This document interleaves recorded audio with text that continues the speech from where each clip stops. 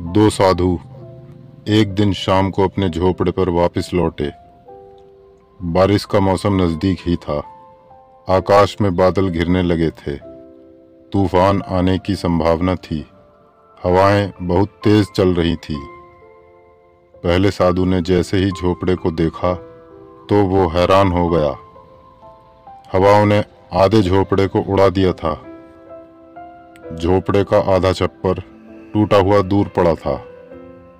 वो फकीर बोला, इन्हीं बातों से तो परमात्मा पर शक होता है। इतना बड़ा गांव है, उसमें बड़े बड़े मकान हैं, उनमें से तो किसी का मकान नहीं टूटा।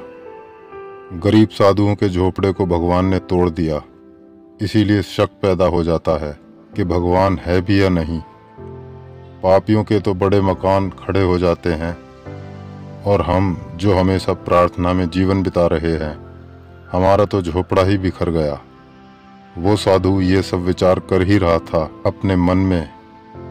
पीछे से दूसरा फकीर आया।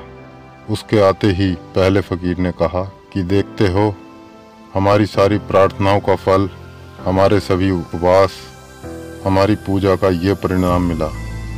वर्षा सिर पर खड़ी है, झोपड़ा टूट चुका है। अब क्या होगा? इस वर्षा में कैसे दिन कटेंगे? लेकिन वो दूसरा फकीर झोपड़े को देखते ही जैसे किसी आनंद से भर गया और नाचने लगा, जैसे पागल हो गया हो। और उसने एक गीत गाया, कहा कि हे परमात्मा तेरा धन्यवाद।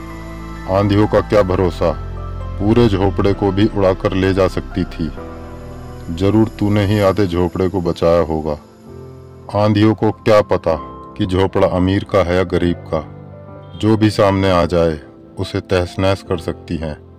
जरूर तूने ही रोका होगा, तभी तो आधा छप्पर रह गया। आधा तो काफी है, आधा तो बहुत है।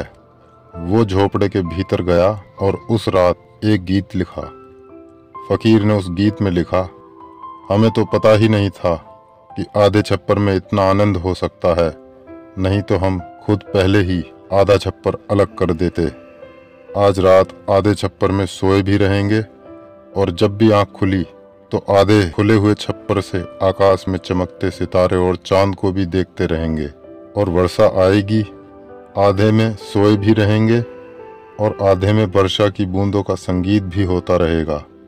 काश हमें पता होता तो खुद ही आधा आधा कर दिया होता। भगवान तूने वक्त पर ठीक किया।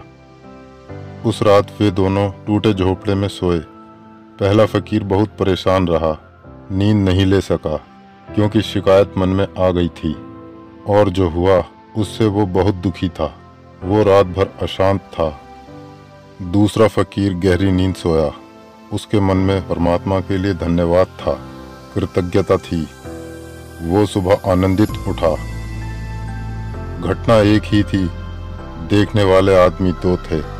परिस्थिति एक ही थी, देखने की दृष्टि दो थीं। कौन सी दृष्टि आपकी है, इस पे विचार करना।